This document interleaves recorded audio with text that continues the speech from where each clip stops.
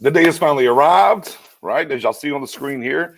Here momentarily, we're going to get into this Dak Prescott press conference, the official signing of the contract, and we'll get some live reaction and see what's going on. Thank y'all for tuning in and rocking with me. Here momentarily, we're going to get into this Dak. Don't worry, we'll have some sound. I got it muted right now. Once the press conference gets going, we'll definitely tune in to that audio. Hell yeah, a little Starbucks for the cast here today. Little Starbucks.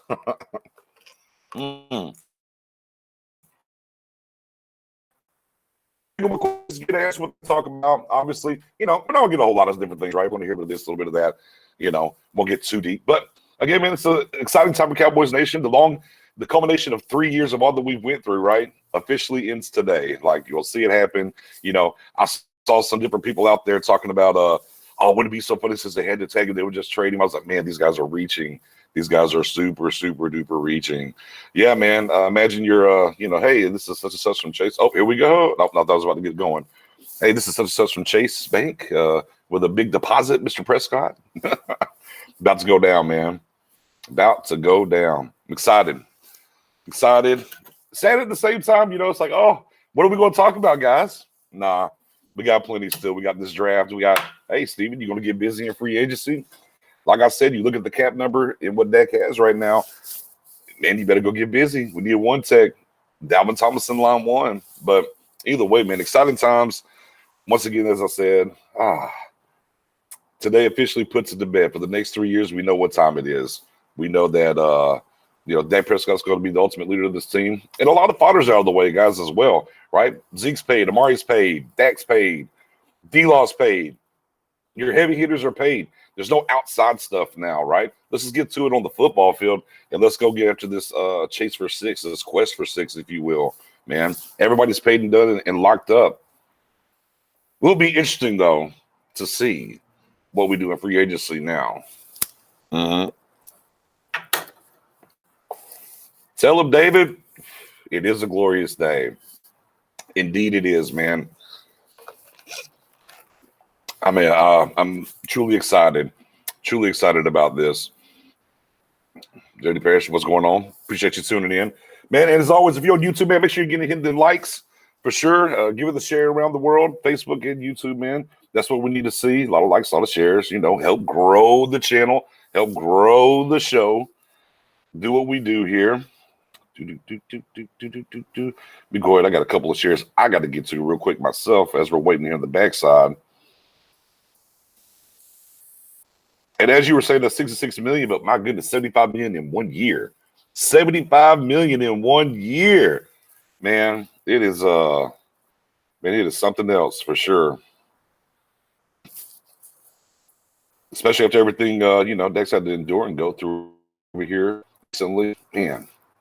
Uh-oh. We about to get started? Nah, dadgummit. Well, I thought I heard somebody talking in the background. Bonesaw was ready. Oh, get these shares.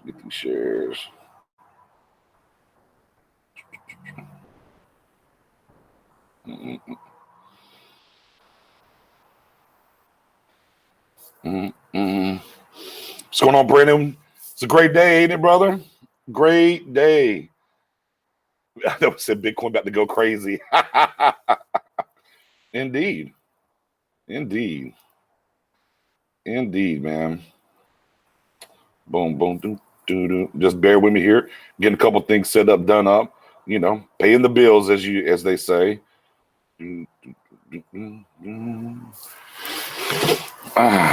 Mendoza's in the building. What's going on? Our supermod over there at the Stargating page, Elazar, and man, I'll tell you, man, great knowledge too as well when it comes to these soon-to-be draft picks. Oh no, we already know. Give us a little space here to. They got to let it build up and everything, but it gives us a little space here to talk a little Cowboys football and what it means. Like I said, backdooring. Man, everybody's paid now, man. It's just about football. Zeke, Amari, D-Law, Dak. Man, they're all paid. Let's get to the business of winning on the field now. The business off the field is taken care of. Let's get it after it. Stephen Jones, you got to attack this thing with the cap. 22 20, I mean, we're less than 12% against the cap, with the cap coming in at 183.5 this year. That's what Dak's going to count percentage wise. Got to go get busy, go get us a one tech, man. And in this free agency, I think, now's the time for sure.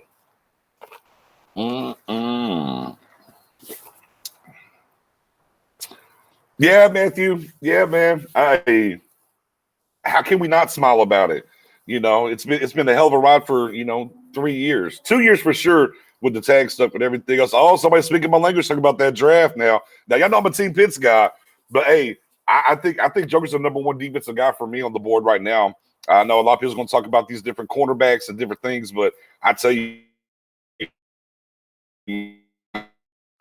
like Jeremiah, Notre Dame, I think he does. I think he's a better version of Simmons, to be honest with you. He's a defensive weapon, and I would like to see Dan Quinn, who loves speed on defense, where he would use him and place him and do things with him, man. Absolutely. Absolutely. We get a couple more of these shares up real quick, guys, and then we're going to dive into it. You have my undivided attention. Man,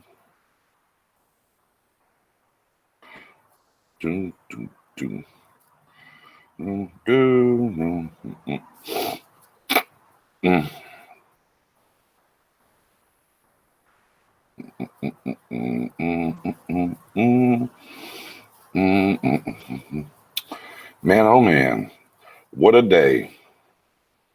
What a day. Tell crazy, I got that daggone background music going right now. I'm hating it in my ear. Boom.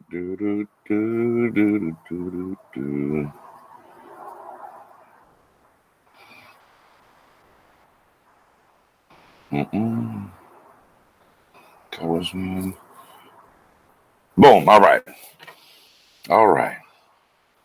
Greg Southmore checking in. What you got for me, Greg? No matter what our offense does, unless the defense is fixed, we're not going anywhere anytime soon. Big facts, man. Yeah. Big facts.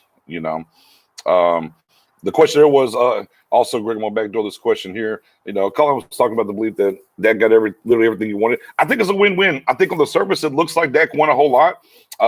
It's a 6-year deal, 2 years are avoided. But then again, all the guaranteed money's in the first 5 years. So it kind of looks like a 4-year deal, right, for the guarantees. But honestly, I think after 3, he's going to get re-signed when I look at the structuring and everything that's done. I think Dak said, okay, you're telling me every dollar counts, Stephen Jones. I'm going to take less cap hits. I'm going to take a lot of money up front. I'm going to take less cap hits. Even next year, he's only going to be $33 million against the cap. Don't worry about everyone's going to get caught up in the $42 million or $40 million. That's fodder money. It's really about the hard cap and what the cap number is going to be. And he's 22 and some change, 22.5. Next year, he's 33.1 or 33.2. Those are super low cap hits in the next 2 years. Again, just for reference, not to talk down on these Eagles, but the Eagles are paying Carson Wentz more money against their cap this year to go play for the Colts. And I think if you look at what the Colts have got to pay too, overall it's going to end up being more than Dak this year as well. So, again, it's just one of those things of Dak on the surface. It's one of those good deals where both sides won. The 2 voidable years is the big thing because Dak actually is getting all his money. They're able to stretch it out and get creative. Because you look at year 6, it says 0 guaranteed. Again, this deal's never going to get there. So they managed it. They worked it well. Dak's getting his money, but he also structured it in a way where and I've said this, on the previous shows, I think the spotlight's tremendously on Stephen Jones now. You have the cap space to go and do whatever you need to do. You can get to 30 to 33 to 40 million very fairly simply and go attack this defense right now this offseason. Now, whether he chooses to do that or not, we'll have to wait and see. But I think the deal is a very win-win situation. Now, we can say that Dak got more because the Cowboys weren't quick enough to the table, and those are facts. But as we're talking about right here in this moment, what kind of deal is going to get struck, I think it's a win-win for both sides. The only thing at the very end of all of this is the Cowboys should have been more proactive earlier and got the deal done. But yet here we are. Let's see. Boom. Do you think he threatens in year 4 after the TV year? I think this is just all a part of it. The big stickler last year as they were getting right up against that July 15th deadline was he wanted the no tag clause. And that was kind of the big deal because remember Antonio Romo, and when he got his first big contract, he had a no tag clause. That's why he got the big money in that last contract.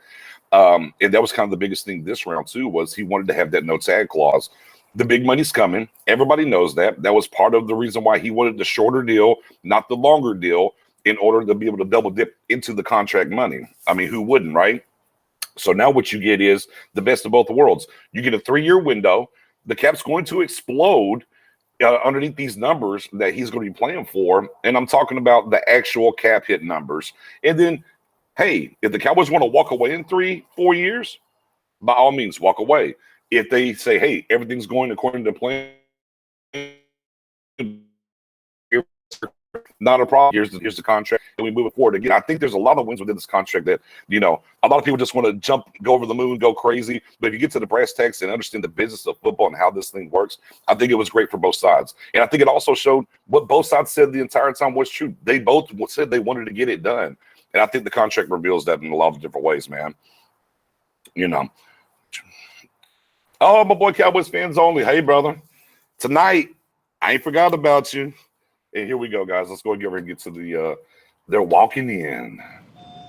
Get that on mute. And let me go and get it on that solo for y'all. Y'all don't need to see my mug no more. Y'all can hear me.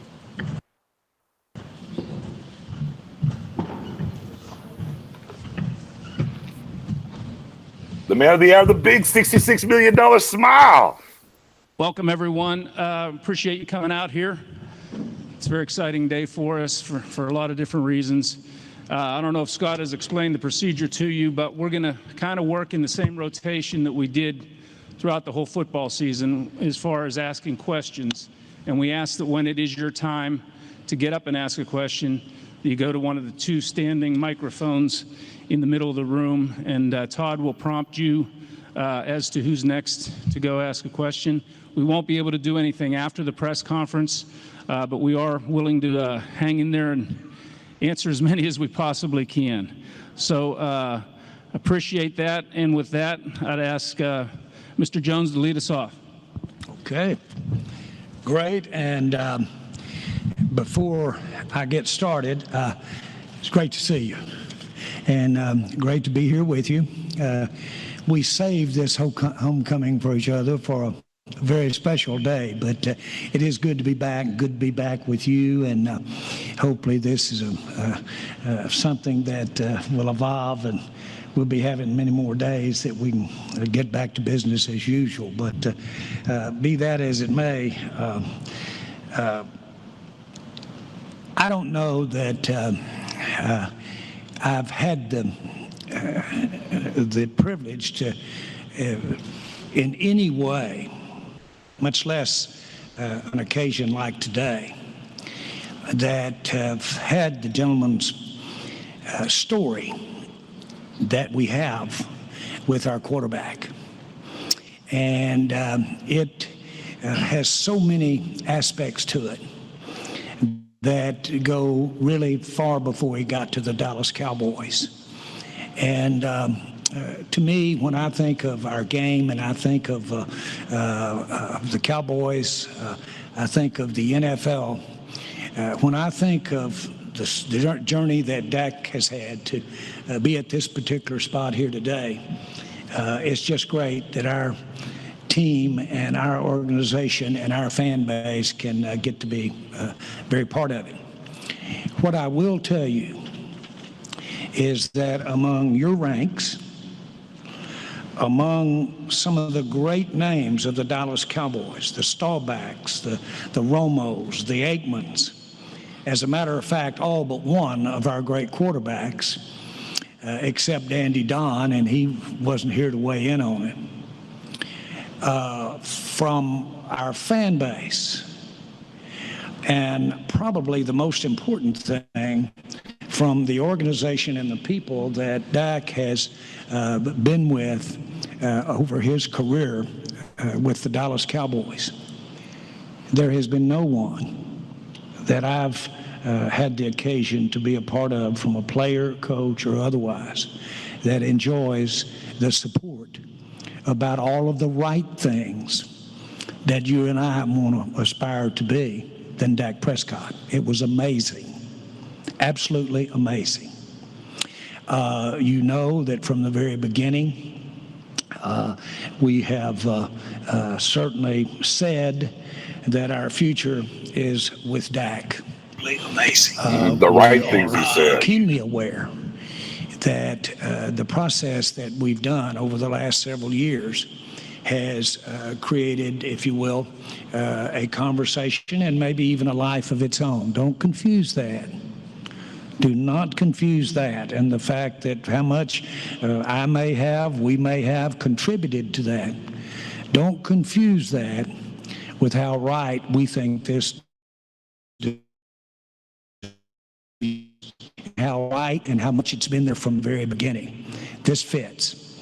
This fits what I and what I want our Cowboy fans to think about when we think about the Dallas Cowboys. Now, we all know a ball is snapped, and when it does, it can go any which way. And we do know we've got a lot of competition ahead of us.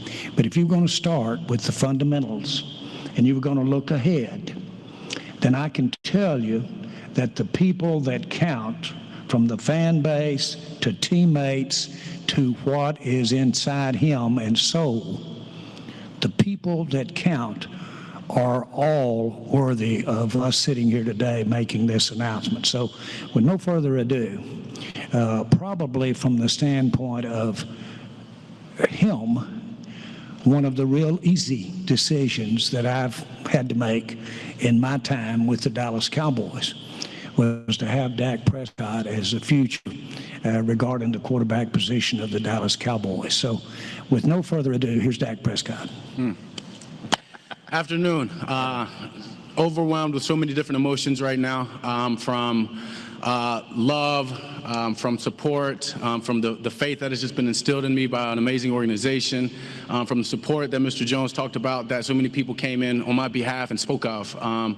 Eagerness, excitement, anxiousness to give this organization and the Jones family everything that they invested in, and that's a Super Bowl, and that's to go win.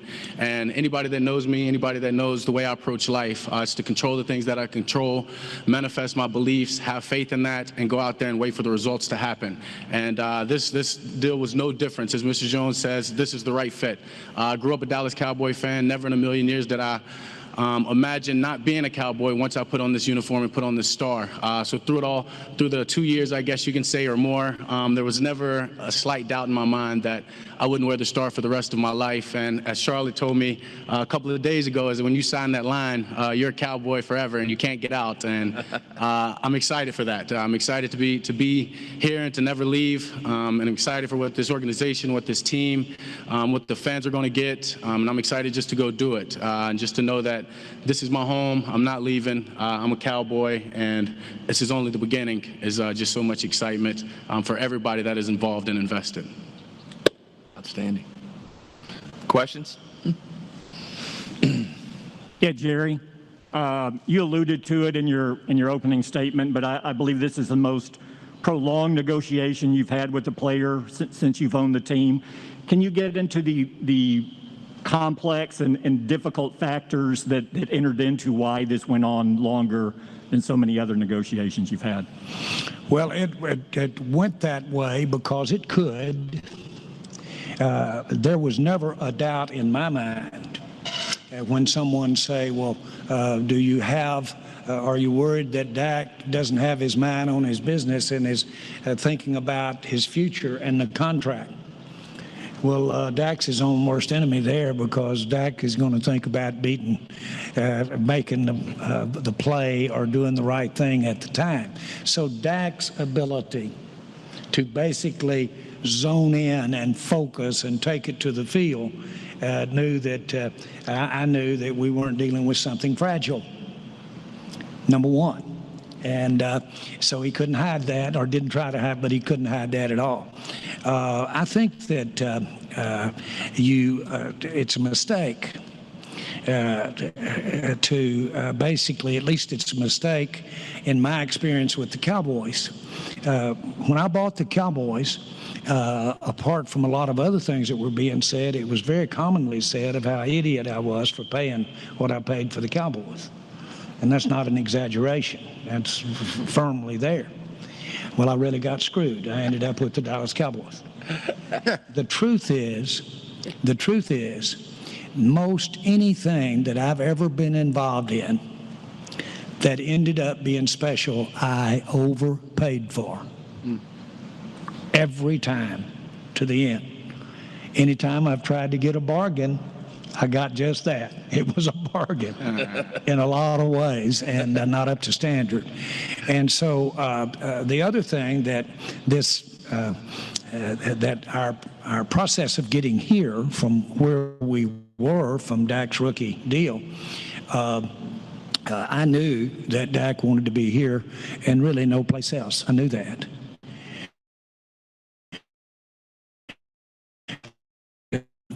How good he fit here, although I can understand his apprehension. This was not a test of some sort of can Dak handle it or something like that. That wasn't the case at all. We've had some things that we needed to evaluate over the last 3 or 4 years. About the time that I thought I had it all figured out, not our deal with Dak, but about the time I thought I had a lot of things figured out, along came COVID. And all of a sudden, I have been in the National Football League when it couldn't pay its bills. That's how I got here. And it couldn't pay its bills, and that's not an exaggeration. And so you've got to look at the lay of the land as it evolves.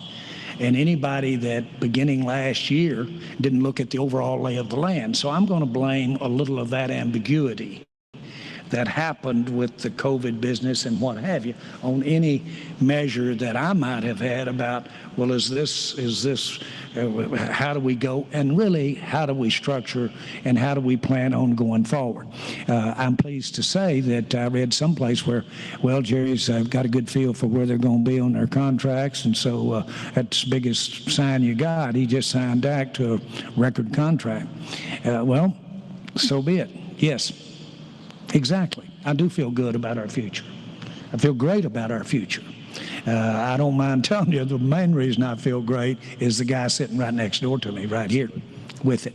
So all of those things came about, and we just had luxury. I don't know if that's the case, but we had the ability. I agree with you that there you could say, well, boy, you sure left Dak hanging out there real good. Obviously, he has the temperament for that, and I'm glad. I will tell you this: if there's a human breathing that I've ever met that I'm proud that took advantage of me financially, I'm proud it's the one sitting to the right. And Dak, following up on that, this has been an unusually tumultuous time for young quarterbacks around the league. You hear more than you ever have about them moving on to different situations. Individually, how much does it mean to you to be able to know you're here for several years now? And do you think that really helps your career, that sort of stability with one organization?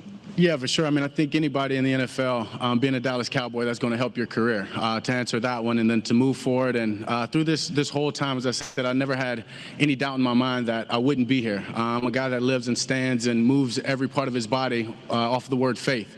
And then that comes from, excuse me, and remiss myself for not thanking all the millions of people, thousands of people who have helped me get here, from truly instilling their faith and believing in me, from my late mother, my late brother, my other brother Tad, my father, all my friends, my girlfriend, my team, D4K. I couldn't be more thankful for their support, because what I do is I control the things that I control, as I said. So I have a great agent that I trust, Todd France, and obviously he did a great job. So I've trusted him, but through it all, I just focused on what I could focus on and controlled what I could control, and figured that if I did that, was the best individual that I could be in every aspect, I'll manifest what is out there for me. As I said, I'm a man that stands by faith and lives by that. So a lot of people will say, hey, you gambled and you did this and you did that when you could have taken that. But in this world, you get in everything that you or you get everything out of what you put into it. And I just know from a little boy falling in love with this game to where I am now, and this love has grown further, I've put a lot into it, and I've got a lot more to give. So with that being said, never had any doubt that I wouldn't be here, that this deal wouldn't get done and be right for the both of us, and be right, as I said, for the organization and everybody invested. So I'm just thankful. Hey, Dak, congratulations on the deal. We haven't talked to you since the injury. So Yeah. everybody saw you walk over here with 2 shoes on. Give us a health update. I People thought wanna know how about you- jogging out here and jumping up on the stage, but I don't know if y'all are ready for that. But I'm healthy. Obviously, yeah, haven't talked to you guys. Thank you for the support. Thank Cowboys Nation. Everyone out there that was praying for me, sent me their condolences. That's a feeling that I'll never be able to put in words, to be in that hospital bed, not knowing really what's going to happen, sitting there just coming out of surgery, but getting all the support, as I said, from family, from coaches, from former coaches, from teammates, and the Cowboys Nation, and even a lot of you. But I'm healthy. As I said, I control what I can control. I followed the whole time, put in my own work ethic to it. And as you said, you saw me walking out here. I've been on that field back there. I'm healthy. I'm getting close, but I'll be ready when it matters. When will you be 100%? So when I first got hurt, the one thing that I said I wasn't going to do is put a time point on it, because of so many different variables and things that can come up. And so, as I say, I'm ready and I'm getting close. I feel good. You saw me walk out here. I can do a lot of things that I obviously couldn't do weeks ago and even days ago that I'm doing today. So it's hard to say that I'll be ready in this time or that time, but I'll be ready when it matters, and I'll be more than healthy and better than I was before. You talked about faith, just my follow-up. You talked about faith and you gamble, and certainly you gambled on yourself last year. And on that field, when you got hurt, did it ever slip your mind or come into your mind in the hospital that you may have lost just because of most people out here, they saw the gruesome injury. Yeah. It's all that, everybody was concerned about your health, but also concerned about he may have blown his payday. He may have blown his opportunity because we don't know what's going on with the injury. Did you ever, in your mind, let yourself go that I may have lost this gamble? No, as I said, I did. To me, it wasn't a gamble. So even there, sitting there with holding my leg or whatever on the field, trying to put it back into place, or later on being in the hospital and waking up from surgery, that's just what God's thrown at me. And if you've known my life, if you've known my story, whatever circumstance that is, I'm going to take it with a smile and be thankful that God has put me in this position to overcome it, to be an example to others. So never in a million years, and I have to thank, honestly, Alex Smith, because at that moment when you're sitting there and you have an injury like that, or you come out of surgery, to see somebody who has already done it and did it actually in worse circumstances, that allowed my mind just to go to straight, hey, I can do this. I'm going to beat this. It's just a matter of time, when the doctor's saying, but I'm going to beat this. So I have to thank Alex for somebody who's overcome that and won Comeback Player of the Year, and congrats to him. But as I said, if you know my story, you know where I'm from, the support I've had, and the belief that people instill in me. No, as cliche as it is, and I'll say it again, I mean, I'm insulted when people say I gambled, because you get out what you put into something, and as I said, I've given so much, and I'm going to continue to give. And that's how you reap the reward. So appreciate it. Dak, congratulations. Tad posted that picture Monday of y'all embracing. Can you take us through the emotions of Monday and what it meant to spend that moment with your family after y'all have been through so much and lost so much? Yeah, that was a very special moment. I was actually looking at that picture today, and just thinking that I don't know if the world knows what that moment was truly about. That moment was truly about my mom and my brother. As we're sitting there, as he can tell you, overcome with emotions, excitement, and I felt my mom and my brother as much as I do now, right there in that moment. And as I told Tad, hey, they're here. This is for all of us. Give me a hug, and we jumped up, we hugged, and that's just everything that we've been through. And there's not many people in this world that know where I started and to where I am now, but to also know my belief and where I think I'm and where I know I'm going to go. And that's Tad. That's my dad as well. And just as he said then, man, your life is flashing before my eyes. I see you as a little boy chasing us around, wanting to be like us, and to know now that millions of kids want to be like you. That was just a special moment, very emotional. As I said, a lot of hard work coming together, but just knowing that it's also the start and the beginning to even greater things. For sure. And you've mentioned you never doubted this would get done eventually, but at what point, Sunday, Monday, or whenever in the last week, did you realize it was getting done now? Oh, I don't know. You might have to ask Todd on that. I think Todd got a call a couple of weeks ago, or probably a week ago, right, wouldn't you say? And, you know, I knew things were getting close. I guess that's my Native American in me or something, but I was feeling it. And Todd called me to give me an update of just how things are going and how close, and him and Steve are talking on the same page. And I said, you know what? I said, I was in the training room this morning working on my leg, and I'm going to be there again tomorrow. So I'm not really worried about that. I don't want to get too excited. When God's timing is for me, it'll be for me. And then Monday, as I said, I don't know if it's my feelings or not. I texted him. I said, hey, just shoot me a text. Give me an update. And sure enough, he calls me and has to tell me the update. But at that point, I kind of felt it was really good. As I said, I've had belief in the Cowboys, and Todd, Steve, and Jerry, both of getting something done. And I felt it. And sure enough, a couple hours later, Todd called me, and I was pretty much done. At that point, it's behind me. It's behind me. And if anything, that's what it's more about, is free headspace. Get that behind me. I don't have to dodge y'all's questions or hide from y'all on that point, and I can just move forward and worry about winning. Thanks, Dak. Hey, Dak, I'm just wondering, you know what comes with the pressure of this position in this franchise, playing the quarterback. What does the contract add now to the pressure of being Cowboys quarterback? Does it change anything for you? No, not for me. Pressure is privilege, and I'm privileged to have it. I'm privileged that this organization, they believe in me. They put their faith in me. But if I said, if you know me, you know who I am. I walk every day with the faith and what I believe in, and my expectations are so high. I believe my expectations for myself are higher than anybody's out there. But all this contract does is raise those expectations for everyone else. And I think when higher expectations creates higher results. So I'm all for it. I'm excited. As I said, it's a privilege to have this pressure, if y'all want to call it, but I'm just excited to go out there and do what I can. And as I said, I'm getting back healthy. That's the most exciting thing about it all. And can you tell us the reaction you received from your teammates when this thing was finally done? Was it, what took so long, or like, all right, let's go to work?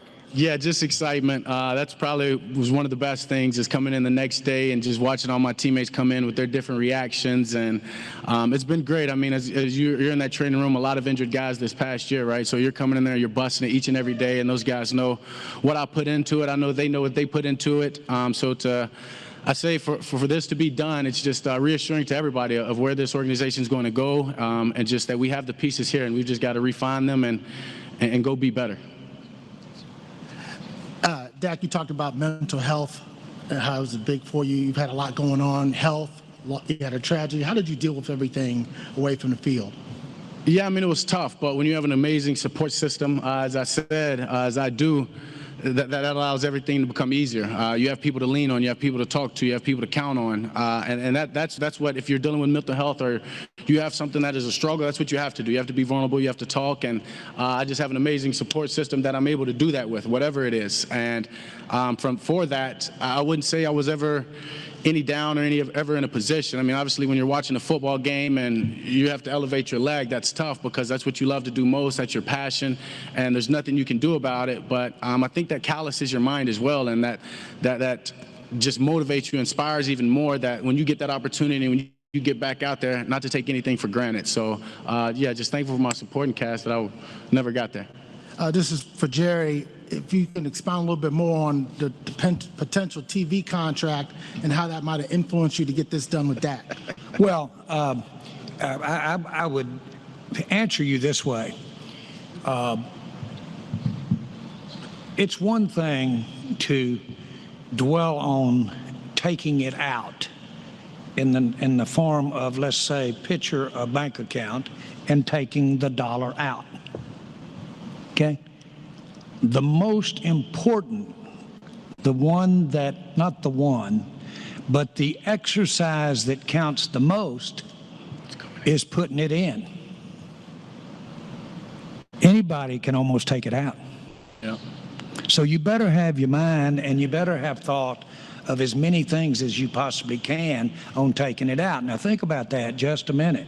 That has to do with timing. That has to do with anticipation of, in our particular case, a lot of players, contracts, but it has to do with a lot of evaluating when and how the dollars to do it are going to come in.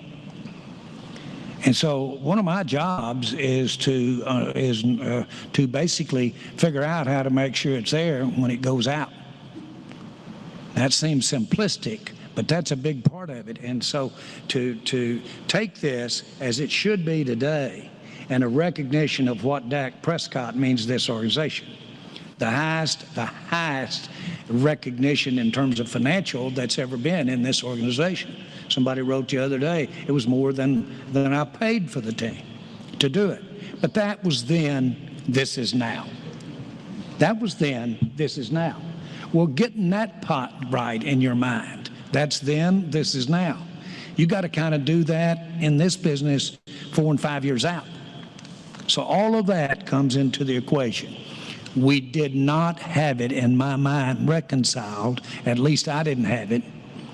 We didn't have it as an organization in our mind just how we were going to make this work. There was never a question that it was going to be Dak. And there was never a question that for that person or that quality of individual for what we are doing, never a question. But how to look and measure, and then all of a sudden you may think you're about there, and then all of a sudden something comes up, and there's no fans out there. All of a sudden something comes up, and it's a different set of economics. Not that it should be something that necessarily Dak is worried, but it sure impacts Dak and every other player that plays in this league, every other coach, every other owner.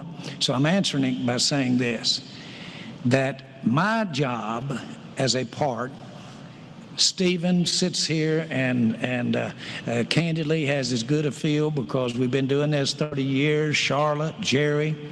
We've got as good a feel for trying to read the tea leaves about where the future is. Guess what? What really counts is what we're here announcing today. And if you don't think that that isn't an indication of where we think the tea leaves are and where the future is, you've misread this today. That's where it is. And that took some time, and that took a lot of thought, and we used the time frames we had to work in and thought, well, we'll have a little better feel when this happens, this happens. All of that is the process.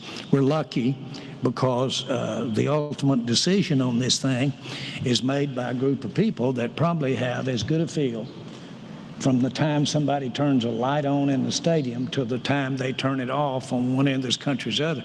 We got as good a feel as anybody how to do this thing financially. Do we make all right decisions? Of course not. But we got a hell of a feel for what to look at. Been spending a lot of time doing it, 30-something years. Made a lot of trades, made a lot of decisions. Some of them worked better than others, but made a lot of decisions doing this, and that was all taken into consideration to get here. It's not as simple as Dak wins, Jerry wins, Cowboys win. Let me tell you one thing. The Cowboys won today. Sure. They won today. And I'm excited about this future, and that's what we're all interested in, is the future. Dak, you've been highly active off the field on such topics as justice, mental health. What does this contract allow you to do in terms of furthering those community efforts, be it in North Texas or outside it? Yeah, for sure. I mean, I've said it since day one of being here. I mean, what the Cowboys platform does and allows me to do is be able to reach so many with my story. As I said earlier, whatever circumstance I get, I'm thankful for it because it allows me to be able to overcome it and inspire so many more people. And then Jerry could tell you what he paid me versus for what he bought this team for. That shows you what this organization means, and not only of where they've been and where we are now, but where we're going.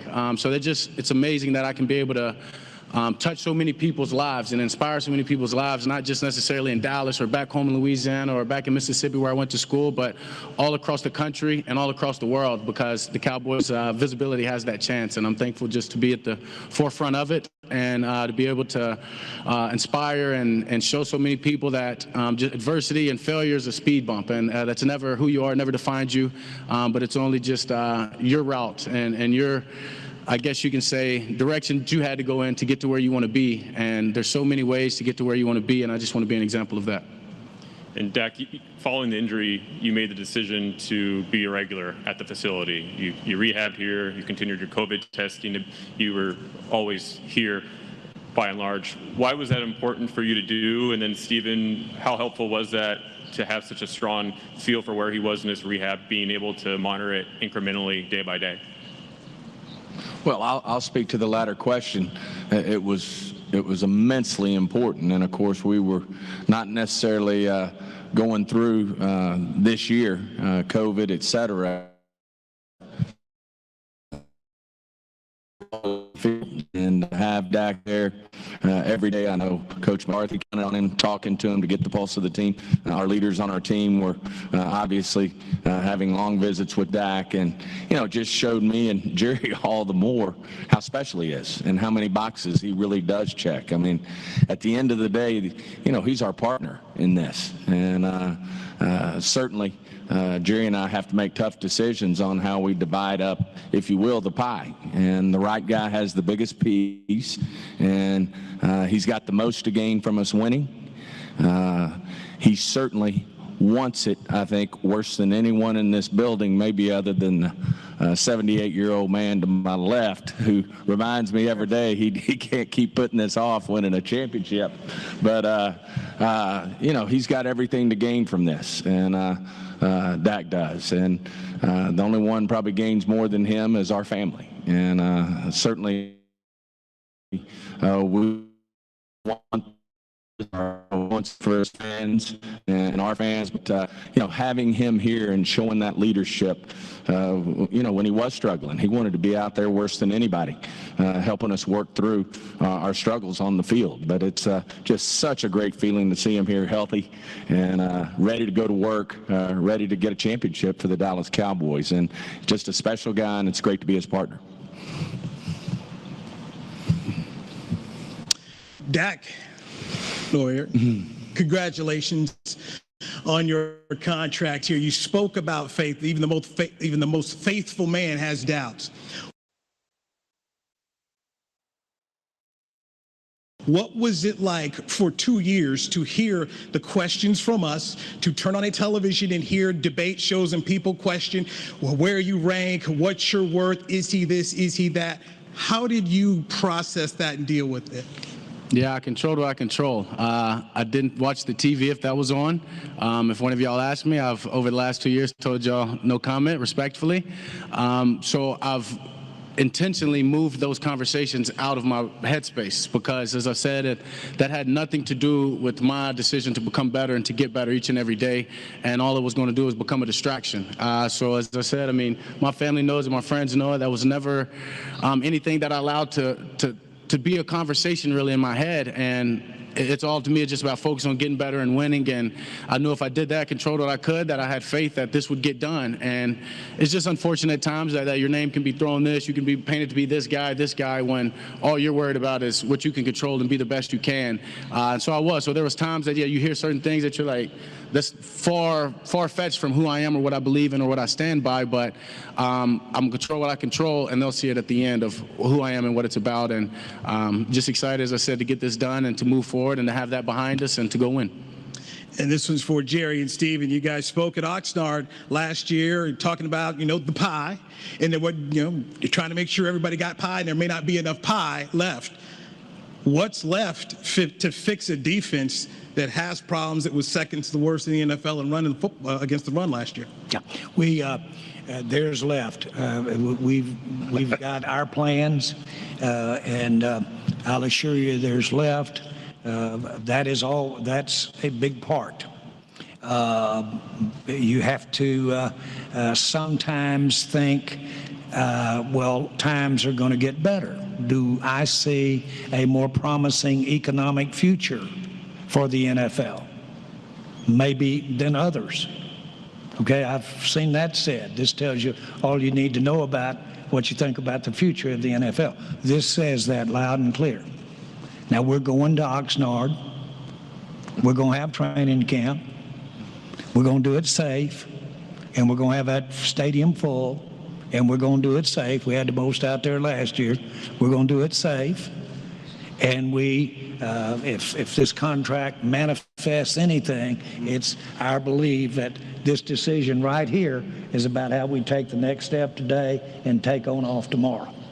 And our best chance to get where we want to be, which is holding that trophy up. Best chance to have those stands full of fans and everybody excited about the Dallas Cowboys. And the best I've got is manifest by signing Dak Prescott. The only thing I would add to that, I do see Todd over here. Really enjoyed working with him these past 3 or 4 weeks. I think we got, a great relationship working and got a lot of great momentum going. And, he beat me to the punch, picking up the phone and calling me. And we were going to put all that in the rearview mirror, and we did. Who was going to call who next and that type of thing. But it was a great working relationship. And I'll say this, whenever it came to a negotiating point that was going to make our team better and and help us with our team, he said, okay, you get that one.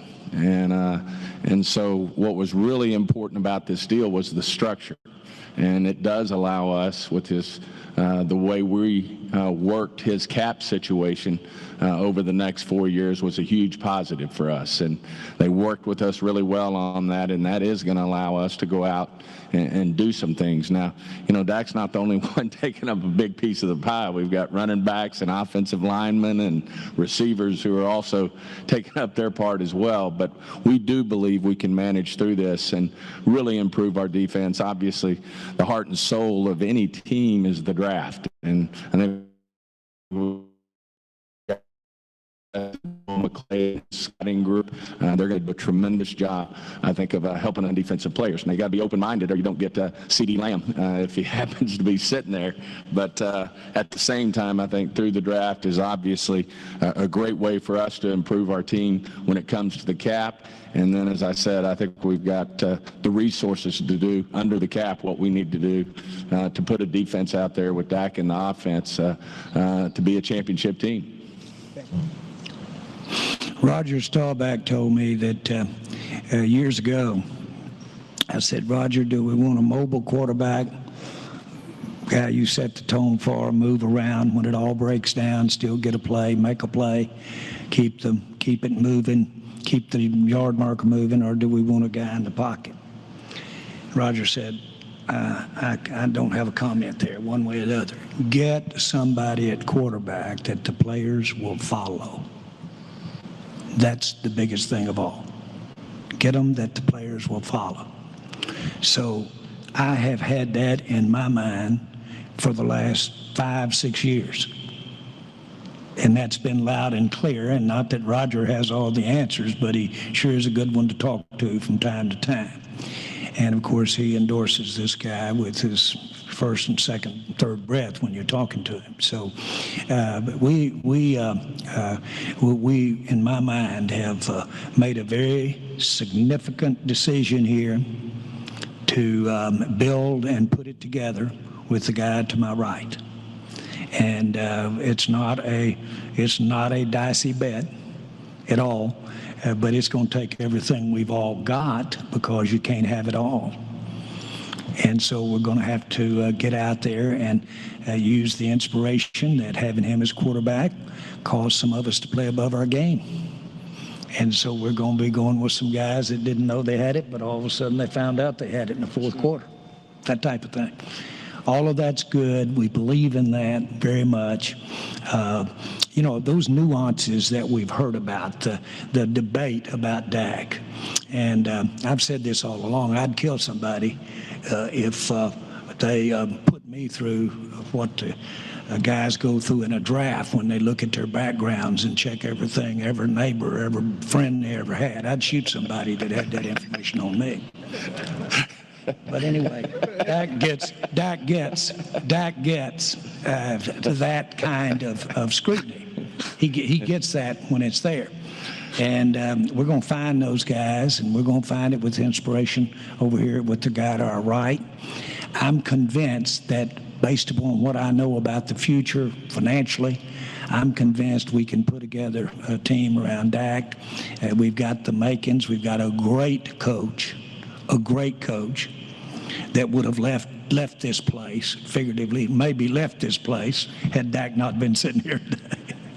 But seriously, such a believer in what Dak can do with our team at this key position. And so we've got a great makings of a team here. We do have some viability. We're going to have to be clever and quick to make this thing work as the months go by here, but we can do it. Of course, I get the question after a statement like that.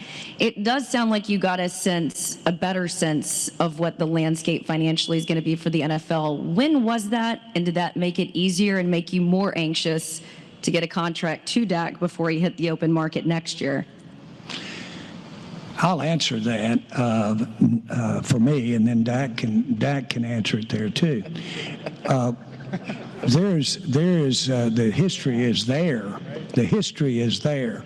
What you need to look at is does the percentages change relative to putting your team together, and so it'd be madness for anybody in the NFL not to look to the future of what financially it's going to look like. And it's not all about that, but it certainly is about that this time of year and a lot of other parts of the year. So financially, I like where we are. We've got something we can do, and we're going to be able to do it. As you all know, if they just open the books and let everybody spend what they were going to spend, you know who'd be the leader in the pack there. Yeah. So that's where we work. But we've got guys that are circumcised in the fly, and so to speak. But the bottom line is we've got it down to the nitty-gritty. We really do. We've down the nitty-gritty. This isn't some kind of swing for home runs or what have you. We figured this as good as you can figure it as far as how we move on from here over the next months and years ahead. He's missed you guys. Dak, before you have to answer that question, the question I have for you is you've done a good job over the years not talking too much about this contract. What was the most important thing to you? Because I don't think any of us doubted that you wanted to be a Dallas Cowboy. Just the trust in the people, my agent and the Cowboys of getting something fair for both sides done. I've never played this game for money. Money, if you can go to where I'm from and you see where I'm now, money has never been a motivation. Money has never been anything that I wake up for in the mornings. I'm completely eccentrically motivated and inspired, if you should say that. This just is reassuring faith in everything that I believe in, everything that I want to do for this organization. But just to be honest with you, I let people handle that needed to handle that. There's very little things that I cared for, but they were important. And I trusted my agent with getting those done. And as you see, it was all done, and I'm just thankful, as I said, but to have that behind me, because that's not a reason I play the game. It's not a reason I get up every morning and want to go be better and put in the work with my teammates. That's to win, and that's to chase and to be the best individual, best quarterback that I can be. And I think everybody should have a goal like that, something that you can't put your hands physically on. So for me, that's important. I told my girlfriend, I told my brothers and family, if one thing about me looks like it's changing, let me know and remind me of where I'm from, because that's just who I am. Congratulations. Thank you. Dak, in light of all the COVID restrictions we've been living under the last year, were you able to celebrate this occasion like you want to, or is that going to have to wait? One more time? In light of all these restrictions that we've lived under the last year, social distancing, masks and whatnot, were you able to celebrate signing this contract extension the way you might want to? I mean, just having a lot of people, and most of the people here, and I'll see today that have the direct impact and correlation of why I'm here and where I've gotten to today is enough of celebration itself. It's just spending time. So, and this is enough, and these are people I've been around, and so under the COVID restrictions, we'll have a good time and celebrate. But as I said, this is more about where we're going. This is more about what this organization, the future, what I believe in, what this team believes in, all those men that get up every day and make a commitment to let this organization win, or to make sure this organization win. That's what this is about. So I mean, not to pat myself on my back, but this morning, I mean, I'm in there working out with those guys, those rehab guys, and trying to get better, because that's the celebration is, hey, I'm here, I get to work, we get to put in this work to go get what we want, and that's to win. So thank you. Jerry, you mentioned going to Oxnard and training camp. Are you optimistic that here in however many days that the NFL season will be back to more a normal look, and the draft will be conducted the way that it used to be conducted, and training camps will have full rosters, et cetera? Yes, I am. You asked if I were optimistic, and the answer is yes. But I will remind you that we were able to really have fans, the Cowboys. I'm optimistic that we've got great facilities, that we can do prudent things, masking, distancing, when it calls for it. I have optimism. You know I don't know, and we all know that I don't know about where we're going to be with COVID and the impact of vaccines. What I will say this, we've gotten better in the National Football League, and we've gotten better with the Cowboys of putting the show on, and putting the show on with safety in mind relative to COVID or something of that nature. We'll do better. We've got better. And again, I have a lot of optimism about taking care of COVID victims. Not just vaccine that keeps them from getting it, but also after they have gotten it. There's a whole world of improvements that are there. Our record in the NFL last year on COVID was nothing short of amazing. When you look at our entire population of the NFL, some 5,000 people, and our fans, we don't have a case that we're familiar with that did what you're supposed to do, and that's say we got COVID and we got it while we were at the stadium. We don't have a case. Nobody's got a case like that. So we think our stadium is a good, safe place to be, and we can make it even safer. Having said that, I want to now, as we move forward, I want to show body language. I want to show focus on putting our season now together. And I want our fans to count on us being there for the first games. And I want our preparation, our spring training. I want to see you guys at Oxnard. I want you making those stories, albeit you could do a little better on my shit. My stuff. My stuff. Okay. But the point is, I want to see that. I want to do that. And you say, well, because you want to doesn't make it happen. Well, wait a minute here. We want to get ready and in position to make that happen. I feel very good about saying to you, we're going to play with a full house this year. And we're going to have an exciting season. And one of the most important things is I know what Dak's future has done to me in terms of how it's emboldened and enthused me. And I want to make sure that we can get that same impact with our fans out here. This is a big day. It sets a tone for where we're going over the next many years. This gentleman can be playing 10 years from now and playing at a high level. And we're going to put this thing together in a way that allows us to get in the big one and win a big one. Okay, I'm right. Dak, you've talked about and demonstrated a preference for a physical style of play, even as a quarterback, and you were injured on a running play. Obviously, your durability has never been questioned until that happened. Given that, watching your team lose without you, all the hundreds of millions being invested in you here today. How do you see those factors affecting the way you've played the game to this point? Yeah, I've got to be smarter. And before the injury, I mean, going back to high school, I was told to be smarter on when I want to demonstrate my physicality or when I want to try to make a point in the game or change the momentum. So that's no difference. I have to be smarter. With this investment, with my health now being jeopardized at a certain point, it makes a whole lot more sense to me about being smarter and why people have said that. Back in the day as a young bull, I guess it was very hard to understand.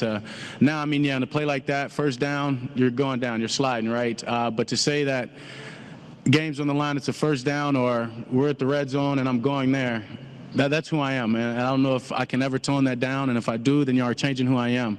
But there's certain plays or certain times that I'll be a much smarter player, decide when and not to use my physicality during the run, just take care of myself. And the best ability is durability, and I have to be there for my team. And Jerry and Steven, beyond the financial obligation the next 4 years that you have control of Dak, I'm just wondering what sense of obligation do you feel as the builders of the team to provide him a team that's capable of the objectives you've stated here today? Steven. Yeah, I think, Ed, we've got to. Listen, I want to listen to this too. Okay. Hey, you put me on the spot. But I want to hear how. No, in all seriousness, I do think we've put a really good offense together. And I think Dak would be the first to tell you that. We've got an offensive line, and Dak just said, the availability, Jerry and I talk about it all the time, is so important when you're looking at a player. And certainly we struggled with that last year, and it resonated with us even more so how important availability is. And, that's the biggest question mark, I think, on our offensive side of the ball is just if we can get our big horses out there from Tyron Smith to Lyle Collins to Zach Martin and on, then we got a great chance to be very special on the offensive side of the ball. I think, as I said, I think Dak would be the first to tell you that. I think defensively, as I said, certainly you can't go into a draft saying we're going to take every player is going to be a defensive player. As I said, you miss out on CeeDee Lamb. But certainly that's a great place to start. And then based on how we negotiated this contract with Dak and Todd, it gives us the opportunity to do some things to continue to improve on the defensive side of the ball, which, as we saw last year, score in the game. I mean, it's we've got to be better on the defensive side of the ball. I think special teams, we've got a great coach there, and we've got I think really great players that can make a difference in special teams. So we just got to really go to work. As I said, I think we got one of the best scouting departments in the business in terms of picking players and picking great players, and we've got to do that again this year. And then we've got to go out and find good value and be efficient in free agency as we try to build that defense. Dak is one of the best. This is my perspective. After you said that, Dak is one of the best at taking it from the classroom to the practice field to the game. It won't be being done the same way 5 years from now for Dak or for us. It'll be done differently 8 years from now. If I've ever seen anybody that has the work ethic, that has the overall feel for what you're trying to do, win the ball game, if I've ever seen anybody that you could work with over a period of time to work with the ebbs and flows of what we're going to be dealing with the makeup of our roster. Sure. From that position, that's one of the biggest boxes, might have been one right there at the top that Dak checked. Seeing the picture, seeing the overall picture at that time. And so that has to do, as like I said, it has to do with so many things that we discuss and write about every day, from the type of what we're trying to do offensively, what we're trying to do in the running game, the whole show. We all know all of that. But it's another thing to sit down and manage through it. And so that was going in a way one of the things that was the top of the box. A lot of people, I've got to say this because of a little bit of a debate that went on. The most impactful I'm not going to say the most, well, I'll get in trouble for saying that, but one of the most impactful people that I've ever been around on winning football games was Michael Irvin. And he was so impactful that people would say, well, but wouldn't it be nice if he had a little more speed? Wouldn't it be nice if he had a little better hands? Now, you may not remember this, but that's actually been said about Michael Irvin. Yet, frankly, if you will really talk to the coaches and the players that he was involved in when he was active otherwise, he was the most impactful guy around there. It is amazing that when you have qualities that also, that they have to be thought of as well in lieu of speed, you have that. That's BS. That has nothing to do. What is a fact as you move down the road, and if you're trying to play football 9 and 10 and 11 and 12 years, there's some adjustments to be made as you move down through there. That's Dak, in my mind. That's what we thought about with Dak, and we didn't have to learn that 12 hours before closing here on this contract either. We've had that for a long time there with it. This is a watershed moment relative to how we are going to put the personnel together as we go forward, and we get to start that right when we leave this podium. Yeah. Jerry, at the Combine last year, you told us that going forward without Dak would be like going forward without Steven or a family member.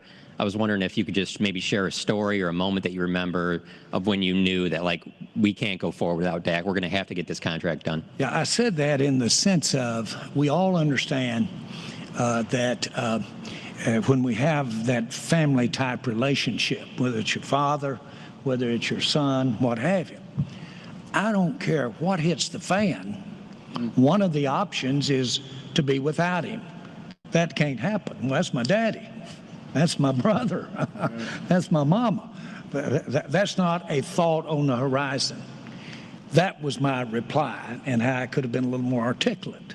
There's no thinking about this thing going forward like that. And I said that in that particular sense, in that particular way. From the standpoint, I think he checks those boxes. I think he checks those kind of boxes. Certainly, I don't have to explain that now. I had somebody question that in a little bit. And somebody said, well, he said, that is kind of a little life of fun that Jerry lives. And one of my greatest friends of all said, now, wait just a minute here, said, how long have you been married? 48 years. We all quit having conversation about any of that other stuff. That says it all. 48 says it all. If and buts, everything says it all. Today says it all. This says it all right here today. Injury, concern about rehab, what Dak isn't or isn't. We all know some of this. Only the guy knows, looking ahead 6-7 years. This says it all. Now, this is putting it where your words are. And then for you, Jerry and Steven, there's a real famous story that you've shared many times about, you know, you and Steven kind of got physical with each other over the Deion Sanders deal. I was wondering if any time during this, was there ever a type of contentious moment between the two of you where you're like, we have to get this done, let's stop messing around? Well, Steven has gotten to where he has some deference in the physical area too, as time has moved along. And so, no, we didn't have any of that shoving up against the wall. But we really knew that this thing was going to get done. We knew that at all times, which was an assumption, that it was totally in our control to get it done.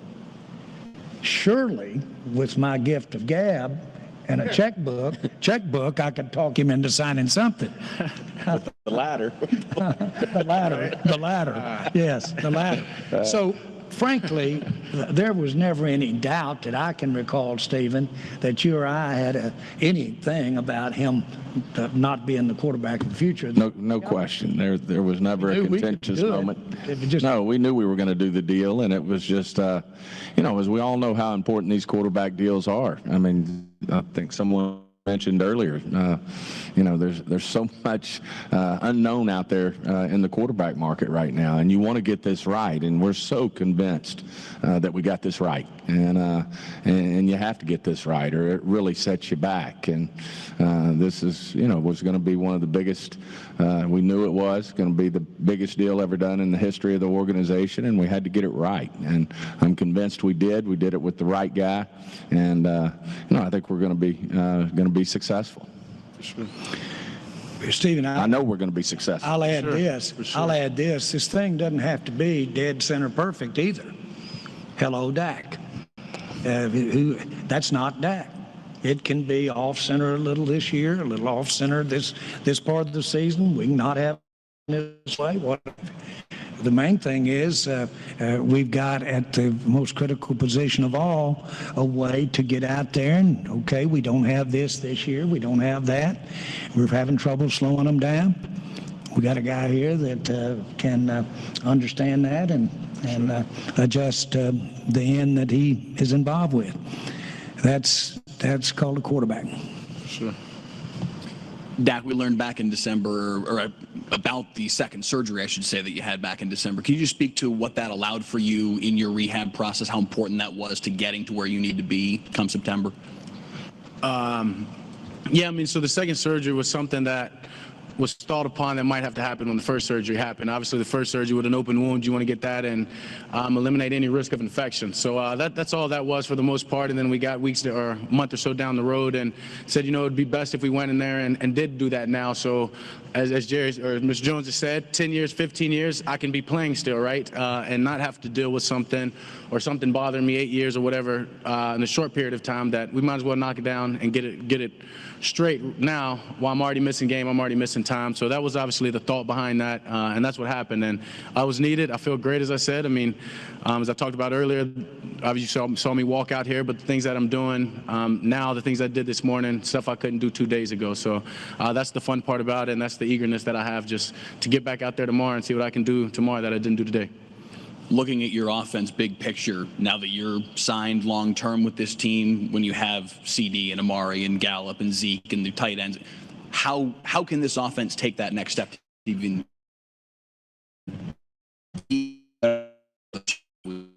keep growing. I think from a personal level, we've got to make sure we've got our culture right, whether it's the offense or whether it's the team, to make sure that those guys that you can trust when everything hits the fan, that when it's fourth quarter and things aren't your way, that you can look to the right, you can look to the left or in front of you and know that those guys have the same belief.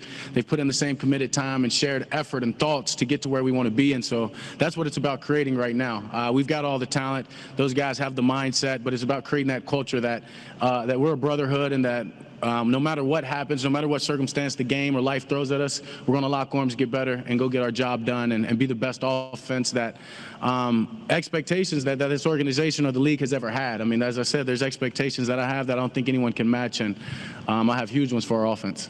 And then for Jerry and Steven, we saw the reaction from a lot of Dak's, not only current teammates, but former teammates as well, Randall Cobb, just talking about how excited they were for Dak to have this deal, to have this moment. What's that say in your minds about the leader that he's been over the course of his career and how important that is going forward for this organization? Well, I'll answer that. I remember at the Senior Bowl, our guys coached the one side and Dak played on the other. And right there, we knew the makeup, and our guys weren't coaching Dak.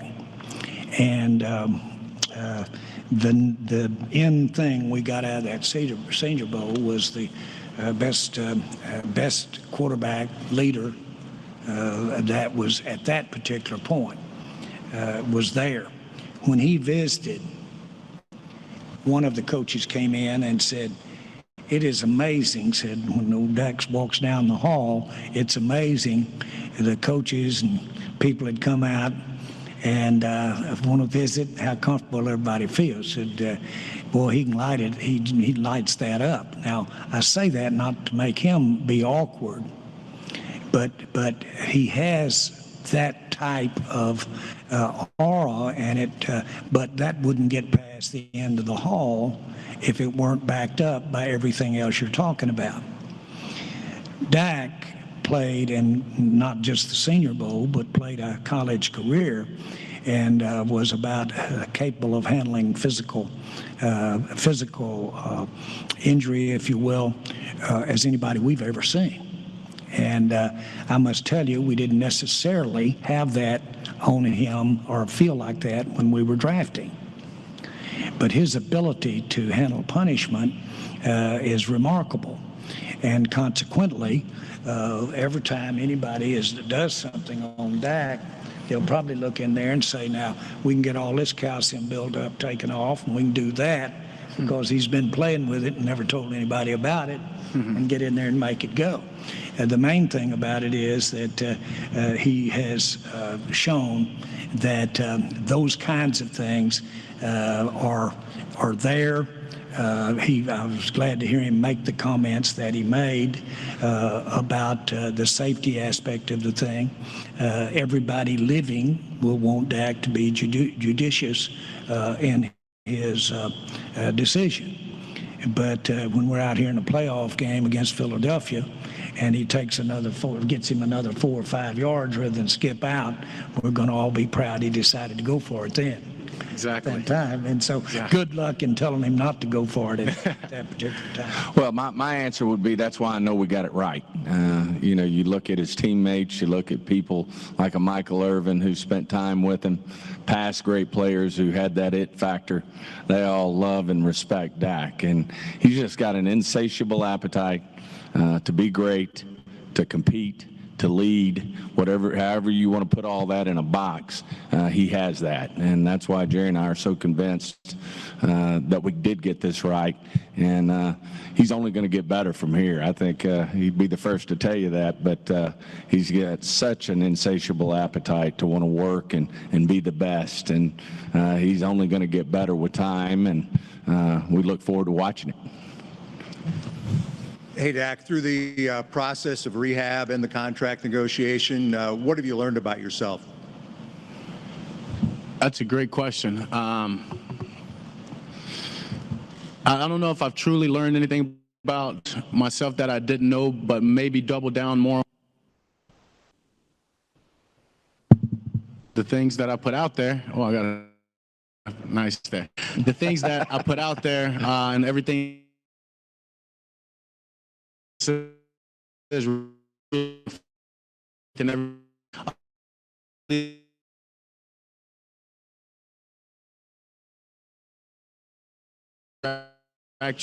but I was all trying to get back to the needed to do and stay in my lane of getting better. And this is what happened. Reassured my faith.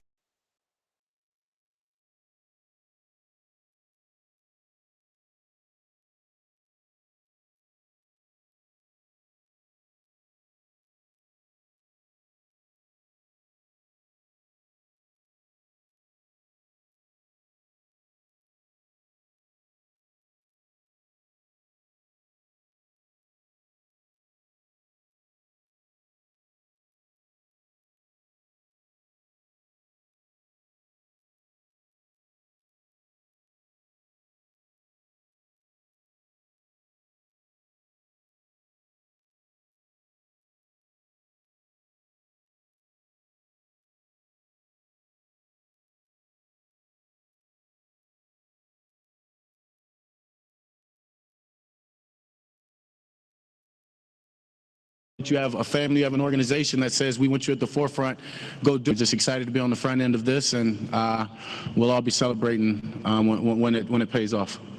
Thank you. Thank you. Thank you. Jerry and/or Stephen, you've talked about the need to improve the defense, and we haven't even had a chance to talk to you since you hired Dan Quinn as your defensive coordinator. Why was he the right guy And do you think he can make a difference on that defense? Yeah, I actually was thinking, I failed to mention that we've already taken a major step with Dan Quinn. I think he's going to be very special. When we did our diligence, figuring out with Coach McCarthy and Jerry and myself of what he would be like as a defensive coordinator, it was nothing but rave reviews. And his players want to lay it on the line for him. They want to play hard for him.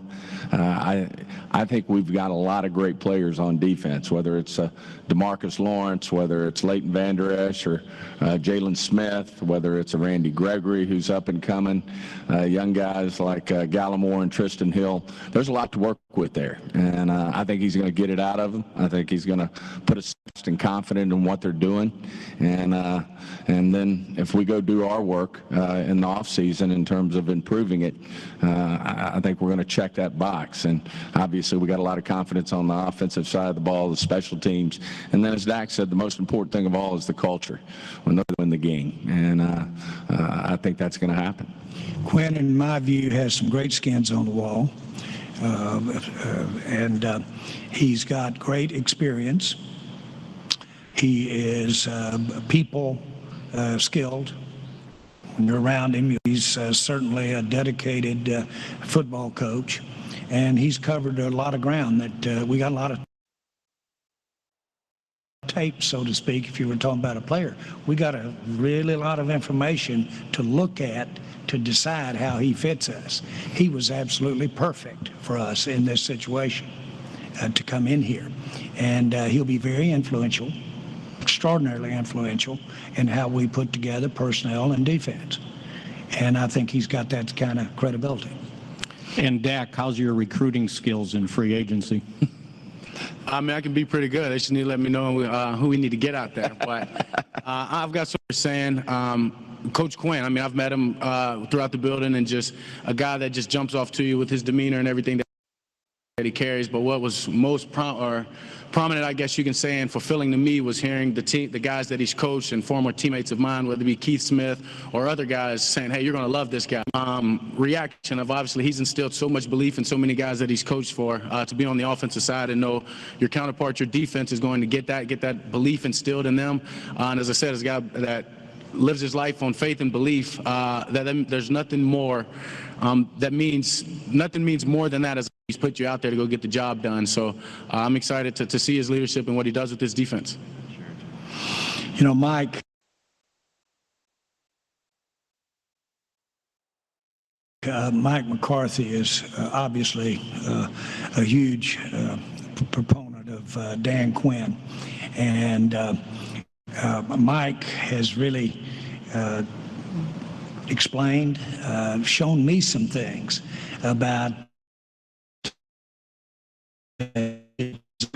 get balance, play what he calls balanced football with our offense and defense, and that's another reason why I'm excited about our future. We've got a team put together offensively, and then we can put a team together that will give us that kind of balance. Actually, Mike said he had to hold Moore back a little early just to try to get the offense is out on the field a little longer as before Dak's injury, for sure, at that particular time. That balance is what I'm looking forward to here. I think will really improve our lot. And I think it means a lot of pluses, wins for us. Dak, congratulations. You represent a lot of things to a lot of people. My question is specifically about the younger generation. A lot of people out there, I don't know how I'm going to get there, but I want to be there. Thank you. Yes. And I'm not just talking about football. For sure.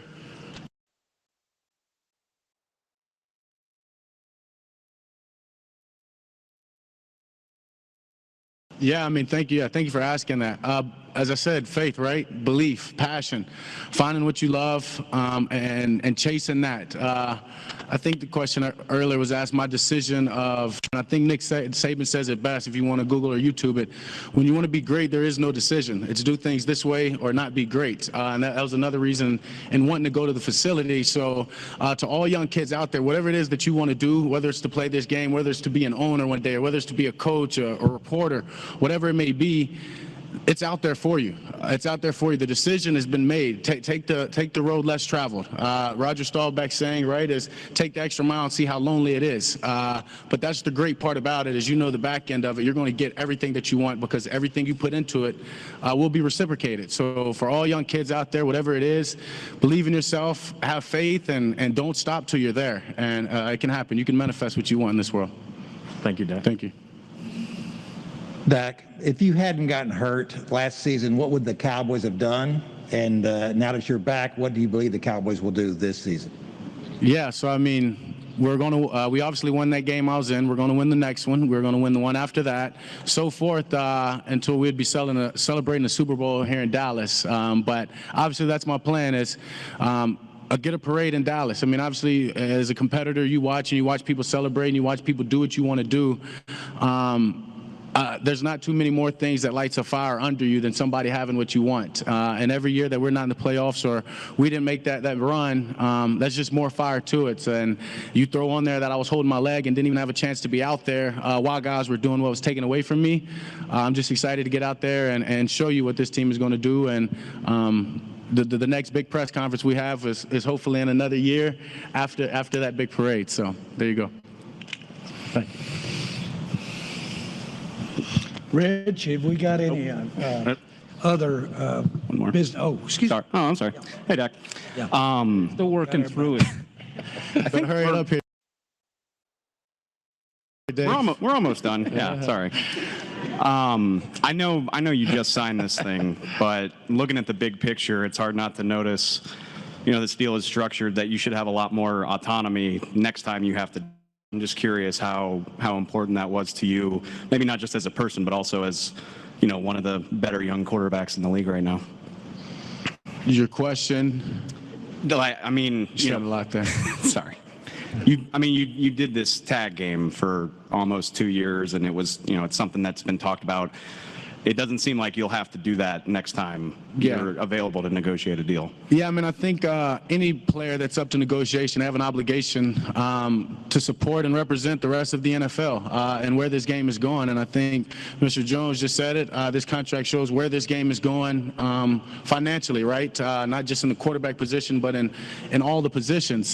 So obviously, years later, when I'm back at it, it'll be in different circumstances. But I think I had a responsibility and obligation to the other quarterbacks and to the other men and even the guys on my team to get this done.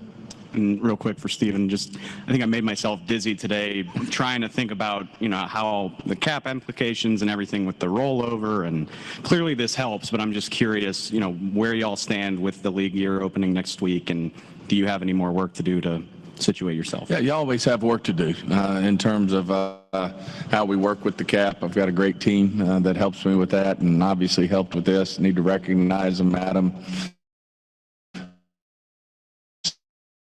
Do a great job, but there's always work to do. But at the end of the day, I think we have the resources, you know, and Jerry certainly gives us those to go out and do what we need to do at the end of the day. At the same time, we know we've got to manage, you know, we got to manage a cap situation for the next 3 or 4 years, and certainly having Dak's situation in place enables you to certainly manage what you need to do over the next 4 years. We'll finish up, Jerry, with the 70-something-year-old guy that Stephen was referring to earlier. Go ahead, Brad. Thank you. Jerry or Stephen, do either of you have any information or a feeling about what the league will allow for on-field work this spring, OTAs and minicamps, and Dak, last year's experience having to do everything virtual in the spring? What do you think is the importance of getting the team together on the field, if at all possible, during the spring? Yeah, it's huge. It's huge to get together and get the team going now. So when you hit training camp, you've already got hay in the barn, as to say. And I think Coach McCarthy and the rest of the coaching staff, I mean, that's huge, right? That's what we missed last year as a young team, as a new coaching staff, and that's vital for us to get together. As y'all saw, I tried to get receivers last year and do something, and you can say numbers or whatever. That kind of showed that we did good, right? And we put some hay in the barn. So we've got to do that as not only receiver core, but as an offense and as a team. And when we get to compete against each other, iron sharpens iron, and that's the way to make the defense better and our whole team better and ourselves better. So it's a must to me. Yeah, I'll comment. We, relative to the main restriction, which was a sensitivity toward health, the COVID, the NFL was a huge success. There was very few COVID cases, very few. Nobody got sick. Some got COVID, but they took their Tylenols and went home. And I'm not, but it was a huge success. And in terms of playing football, in terms of being around each other. We last year played football, and everybody did a great job, not taking anything away from anybody. It was a, quote, team effort. Having said that, we are in a more safe time as we look to 21 than we did in 20. We didn't know what to look for in 20. Maybe we don't in 21, but as it looks like now, we work in a safe way. I think that we're going to be very aggressive. Safety is a big word. I've been coached up. Every other word, use safety. But the other thing, though, we're going to be very aggressive. And our game needs a team. We need association with each other. For sure. Our components, our parts of our people, the more we can be together, the better it is. We understand the responsibility we have as an example, what we're doing as an example. But I really do want to be the example. That's why we had approximately 30,000 people at every ball game. I want to be the example of doing business. I want to be the example safely, by the way, and I remind us. So where am I going with this? That's why I deliberately said training camp in Austin. That's why I deliberately said, to be specific with your question, does that mean more of us are going to get out on the field? Does that mean more of us are going to have more interplay? Are we going to have our annual media party? Okay. We're going to have the annual media party. I promise you, we're going to have the annual media party. So seriously, I want to not only, that's the message. I want everybody to feel that way about what we're doing, and to the example, to the instance that we are examples that show that there. And by the way, that's reflected in my mind, because you asked the question, that's reflected at the league level as well. That kind of aggressiveness. Safely. Thank you very much for coming. We hope to have you all back here real soon, and please drive home safely. Perfect. See you in Oxnard. This has been a production of DallasCowboys.com and the Dallas Cowboys Football Club. How about this, Cowboys? Yeah!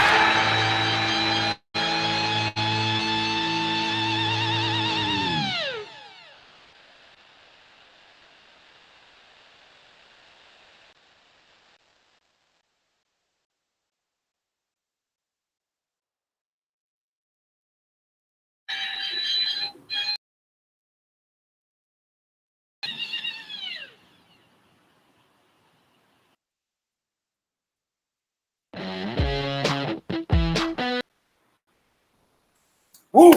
All right. A lot to unpack there, man. There is a ton to unpack. If you're paying attention, there's a lot of things I want to touch real quick before we get out of here, man. There was, let me start off top. And I just made the comment right there before they ended the press conference. Not that it wasn't to be expected, but man, it's just impressive how Dak Prescott handles these situations. Again, not that we expected anything different from him, but he absolutely killed this press conference. It's understandable why you hear guys talk about him the way they do. as him being a leader, so on and so forth.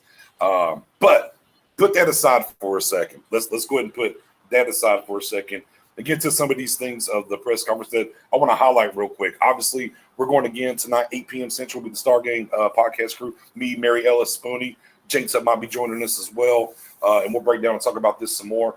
But some keys here, right? Some major keys, right? Obviously, Jerry throwing it out there. Oh, we're going to be an Oxnard. We're wide open, right? So a lot of people have been wondering about Oxnard tonight. They've been trying to plan their trips and everything. Okay, they're going to be there. We knew they were going to be wide open at the stadium. They had 30,000 people there last year. We knew all that. I anticipated that. But that's some glossy stuff. Let's get to some brass tacks, if you will. Let's, as Jerry said, let's go ahead and circumcise this mosquito, or fly, as he said in this press conference, right? One of the things about the contract, Stephen Jones, very, very subtly, and I threw it up during the thing saying major key alert, said the way that this contract is going to allow them to go do something. Something I pounded the table about. His cap percentage. Look, everyone's going to look at the $40 million a year, 42 this, all that, get blown away and all that, but it doesn't matter. That's fluff numbers. That's money in his pocket numbers. The brass tacks is the cap hits, and what percentage of the cap hits going to be. This year it's going to be less than 12% because the cap came in at 183.5. It was at like 12 and some change at thinking around the 180. The following year, his cap hits 33 million. I talked about this at the top of the show. And Steven kind of correlated that stuff in there. He's not going to kill the cap the next 3 years that people think about. We had a couple of people comment about that during the stream of the press conference, but he's not. Again, don't fall for the big numbers up here. That's for agents and players, and the reason they're able to get those cap numbers down each year is they're giving him $75 million this year with those nice 2 voidable years at the very end. They got very, very creative with this contract. And Dak even said it himself. He wanted to make sure it was right for both sides. Obviously, he got paid handsomely. And obviously, they were able to structure this thing in a way where they can be flexible with the cap and go do what they need to do. Another thing I talked about off top is everybody's paid. They mentioned that throughout the press conference. There's no more thought about worried about whose big contract's coming up next. None of that whatsoever. What we're looking at now is go play football. Go create that cap space. Go get you some free agents to help this defense. Josh Parker checking in. What's going on, Parker? You can tell Jerry's been caged up for a while. He'll be able to talk to the media because he was in rare form. He definitely want to get it out there. He's a proud peacock when these deals get done.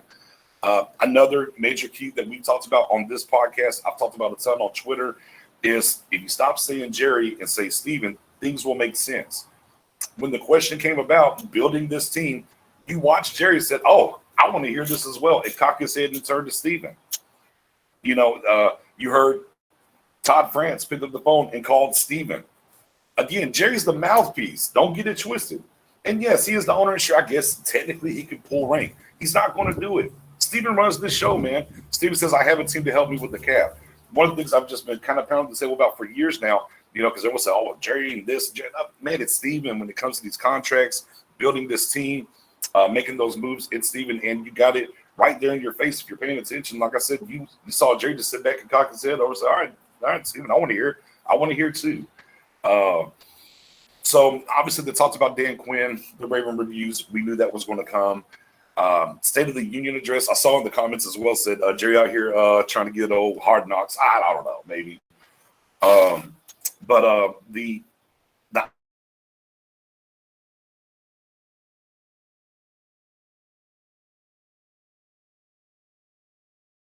really believe in Dak. Does Dak really want to be here? And I think a lot of the answers that we got within all that was they did. And this proves it. And not only does it prove it, it's structured in a way to benefit both sides, right? So there's definitely a lot to be excited for. A lot more we're going to talk about tonight. There was a ton within that. Let's see, what was that? Almost an hour and some change. Yeah, about an hour and a half press conference. And now we can put the Dak Prescott thing to bed. We can pivot over now, guys. We can pivot over and say, all right, let's just talk football. Let's talk about this free agency. Let's talk about these moves that are going to be made to get the cap space rolling. We get to talk about this draft. and how that's going to come around. I think Stephen also is preparing people. Again, you got to follow those little tidbits. He kept saying how we were positioned in a space to take a CD Lamb. For a guy like me who's like, come bring me Pitts, I think he at least kind of laid the foundation. Could be Pitts, could be Slater, right? But definitely left the door open to let people know that offense can be taken at 10, and they're not going to hesitate on that, which is a great thing. BPA, right? If you don't believe that the defensive player is there at 10 and you can't trade down, then take the best player available that's on your board, be it Slater, be it Pitts. I'm not, me personally, not a wide receiver guy, but there's some out there. Shout out to Jay Tuck, shout out to Mr. Rome, shout out to my guy White as well. It talks about, hey, what if you went and got a Waddle or a Jamar Chase? So obviously things are happening. I mean, man, guys, doesn't it feel like a weight? This is like weights off. All right, man, Dak's a quarterback. He's here, and we can get back to football. That was the biggest thing as soon as the season ended, that I did a couple of shows and I talked about was I wanted to handle the defense, expeditiously. Shout out to my guy T.I. And I want to get Dak signed so we could have a clear-cut vision and attack this offseason the right way to build this team and really have a good chance to go after here and chase for number 6. Obviously, the defensive coordinator situation got handled fairly quickly. Dak took a little bit longer, but not nearly as long as a lot of people thought. Common sense did rule the day. I said he would get signed long-term. I felt like it was going to get done without a tag for the simple fact it just made sense. And Steven couldn't eat the 37.1 bullet on the tag anyways. So they got it done. We can move on. But more of this press conference, man. Oh, Jerry, and not that we didn't know this either. My guy, Jock said it. Boy, he can sell salt to a slug. Boy, Jerry was in rare form today. You could tell he had been cooped up, man. Hey, boom. As he said, we all done the smart thing to start off. We paid Dak. Right. And now you move forward and get after this restructuring. Amari's probably going to get touched. D-Law's going to get touched. There is thought process that Zeke could get touched to keep him here longer. You can go after Zach Martin a little bit and restructure some things. Obviously, Chris Jones is going to alleviate. He's going to be released. That's going to alleviate about 2.1. There's some other guys on the fringe, right? Anthony Brown could possibly get cut in up $2 million. You could go touch Smith. So it's going to be very easy for them to get to about $35 million in salary cap space to go out here and attack this free agency and put the pieces around that is needed. It's just, and that's the exciting part about it. We look at last year's free agency. Now, yeah, did we spend a little? Did we bargain shop as Stephen, as we call him, or as my girl Mary Ella, who'll be on here with me at 8 o'clock tonight, calls him Cat Boy? Sure, but last year it felt different, right? It was a higher tier. Yeah, you were getting some pretty decent deals, but they were getting more names. Now it didn't pan out, and sometimes it doesn't, right? Poe just didn't get it done. Nobody thought we would get Everson Griffin. We was able to get it. It didn't pan out, but they went and got a higher tier, right, than the Stephen Pias of the world. Okay, well, now can we take another step forward in free agency this year and say, okay, we tried Poe and Gerald McCoy. Let's get maybe a 27-year-old Dalvin Tomlinson because we can create this space and be able to fit him underneath the cap pretty nicely. Those are the things that excite me about moving forward and having the Dak deal done and where he's sitting at 22. We're talking around 10 to 11% of the cap, what they can do and get creative and get in. And the one thing that I've preached, if you've been a long-time listener here over the past going on to our 3rd year, salute to everybody that supported us, is I'm waiting for that moment to see the Joneses go all in. Just take the chips, push them into the middle of the table. They missed the rookie deal with Dak to do that. The way that Dak took this Steve Jones has a second to do that, and it's now. The safety market dried up some, right, with some of these free agents that got franchise tag, but there's still quality guys out there that you can go and add to this pot. Go get Dan Quinn, that true number 1 tech. Go get a 27-year-old Dalvin Tomlinson. Let's fix this run. If y'all know me, I'm about fixing the front 7. I'm tired of getting the ball ran down our throat. I am through with it. So let's go. Yeah, man, Buddha, he definitely does. Let's go attack that and, and get it down with Tomlinson on a 3-4 year deal. Right? He's 27. Let's go younger and get the best football out of them and fix this run defense. And when you get it Dalvin Tomlinson in the middle, it helps D-Law get them sets because the quarterback can't step up. It stops the run. It frees up the linebackers, to not have offensive linemen pounding on them. again, I said it the night of the contract. I said it the night after, and I'm going to pound this table again. To me, the thing that this contract did, for those that understand how contracts work, not y'all that think Dak's contract screwing us, to me, it shifts the spotlight directly on Steven. Right? He had the pie talk. Oh, the pie talk. And he talked about the pie the entire time throughout this process with Dak. Dak said, okay, I'll structure this thing the right way to give you the pie. Go work. And that's where it's at. And Steven has to go to work now. I think the spotlight is directly switched over to Steven now because you have the percentages that you need cap-wise with your quarterback to go out here and get active in free agency. Doesn't mean you're not going to go out here and go crazy. You know, they're not going to, I don't expect them to go out here and, quote unquote, be the Kings and win free agency and go sign 5, 6, or 2, 3 top tier guys and another 3, 4 second week. I don't expect that. But you got to go get one and plug it in for a major hole in this defense. You took and traded a first-round draft pick, right, to fill a major hole to wide receiver in Amari Cooper. You needed another defensive end whenever Gregory and them were suspended. We went and traded for Quinn. All right, that's cool. Now take that money from that percentage, take the percentages that you like to talk about at the pie, and go get a guy in the middle and give Dan Quinn what he needs and give a defense that Dak and this offense needs. Look, we don't need a top 10 defense to go win this thing, guys. We need a strong front seven and stay healthy on offense. This offense, we coined it last year, scorched earth offense, SEO. I'm the CEO of the SEO. And they can, and they're going to put up damn near 30 points a game. I just need you to hold the other team to 2021, and I think we could be fine. But it has to go with the run. I think I'm a believer that you stop the run, we can work on the back end. Things can happen, but we got to stop that run, man. What y'all think about the conference, though, overall? Any surprises to y'all? Not to me, really. I didn't really see a whole lot, From Buddha, yeah, man. As I'm circling back around, Trey Boston, little Trey Boston action. I could get behind Trey Boston now, looking at the lay of the land. Definitely wouldn't bother me much. I know Neil's going to get tossed out there, right? Neil's going to get tossed out there. He has the tie. Excuse me. He has the ties to Dan Quinn. But what do you do with? Bring him in. What are you going to do with Donovan Wilson? They're kind of both the same guy, in my opinion. Joshua Parker checking in says defensive tackle and safety. Absolutely. Those are the two key things. And look, I don't care what you sign in free agency. Even if you go get a Dalvin Tomlinson in free agency, you still need to go add a defensive lineman to the defensive tackle to this mix. Even we get a safety, I still need to go add a safety to this mix. There's no ifs, ands, or buts about it. Boom, right there, Elazar. That's what I'm talking about. The rush defense was much worse than that, but you're right. Yeah, get to 15, 17, and let's see. Boom, Brandon. Man, we would think so, man. That's kind of where I'm at. We would think so. That being that, didn't expect much less from him. Richard Sherman, man, I'm out on Richard Sherman personally. If you're going to get an aging vet that can maybe do a little cornerback safety combo, Patrick Peterson would be the guy I'd circle there. Malik Hooker, for sure. I see you, Jock. Yeah, that's probably, high draft pick, lots of talent, been hurt. I could see that's definitely a Stephen Jones typical type of signing. There's no ifs, ands, or buts about it. But again, I need them to get active week 1.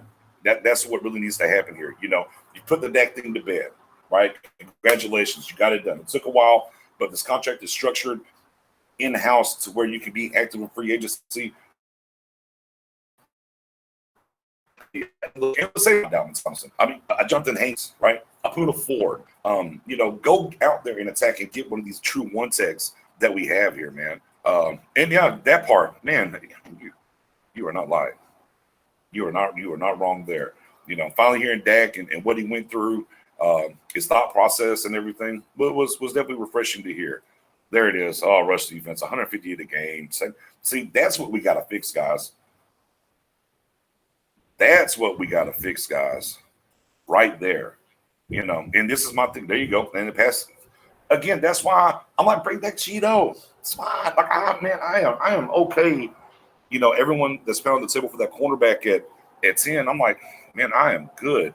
I think we can be okay there, man. That's where it's at. Yeah, man, I'm pounding the table, man. Dalvin Tomlinson or bust. Obviously they can go get somebody else, but Dalvin Tomlinson comes in here and I think changes his front seven immediately. Again, let me put that back up from my guy Mendoza. I just asked him, yeah, bro. I don't care who you have at quarterback. I don't care who your quarterback is. I don't care what your offense is. If this is what you're doing defensively, you're not going far. It's a team game. You're just not going far. And that's why, for me, throughout this process of this offseason, man, fix the front seven. That's just where I'm at. That's where your guy Nix is going to be at. I'm going to continue to pound this table throughout this process. That's why I've looked at defensive tackles a lot more intently than some of these cornerbacks. Not that I haven't looked at corners. Trust me, I have. But, these defensive tackles, man, in the draft. But we need a solid veteran. We need a difference maker on that D line, and it can happen. But it's up to Steven. But this contract, be clear, this contract has not hamstrung us. That's the one thing I want to get across when it comes to Dak and this contract. We're not hamstrung. We're not cap strapped. We can't get active. We can't do things. No. The way that this has been done, Dak said, okay, I'm going to give you the percentage of the pie. It's fine. You get the percentage of the pie. I'm going to get my money. We're going to structure it with these 2 dead-end years that don't really matter. You got the piece of the pie. You got to go do it. So the time is now. There's no ifs, ands, or buts about it. Yeah, there's another one. Yeah, Johnson, Rams from the safety. Yeah, boom. Pat P and safety would be awesome. Yeah, see, that's why I'm a Patrick P guy. We have Joe Witt on this coaching staff who was in Green Bay that helped Charles Woodson make that transition from corner to free safety. Patrick Peterson has already been on board saying he's willing to play free safety. And, to me, it's another kind of Steven signing. I know a little bit longer than the 2, but he's got gas in the tank, though, guys. And he can do one of 2 things. Oh, well, I can play free safety, but if you need me over at corner still, I still got the juice to go play some corner for you as well. So Steven can kind of kill 2 birds with 1 stone. But, it just kind of depends on what he's looking for opportunity-wise, money-wise, for where he's at in this stage of his career, And yeah, they can't lie anymore about the money. We have it now, and we have to hold them accountable. That's absolutely correct. Again, the talking heads will tell you this is a terrible deal. I don't care. I go over to Stargate Group. I got a pin post. It breaks it all down. It lets you know we can do whatever we want in free agency. Period.